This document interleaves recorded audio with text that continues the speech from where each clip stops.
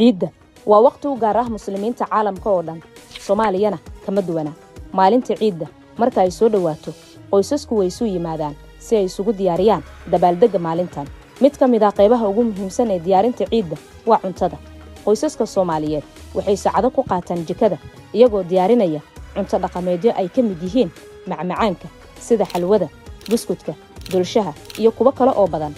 marka laga soo tago cuntada dharka cusub ayaa qayb muhiim ah ka ah diyaargarowga ciidda ragga dumarka iyo carruur Soomaaliyeed dhammaantood waxay ku labistaan dhar cusub oo aad u qurux badan ugu dambeyn maalinta ciidda ayaa ku bilaabata in lagu soo wada tukado salaada ciidda masjidka kadibna waxaa lagu galaa maalinta ciidda sida in la soo booqdo qoysaska iyo asxaabta sidoo kale carruurta ayaa la siiyaa hadiyado ay ku farxaan carruurta Soomaaliyeed ayaa waxay u tahay farxad iyo raynrayn maadaama ay hadiyado iyo nacnac ka helaan waalidiintooda iyo dadka ka waaweyn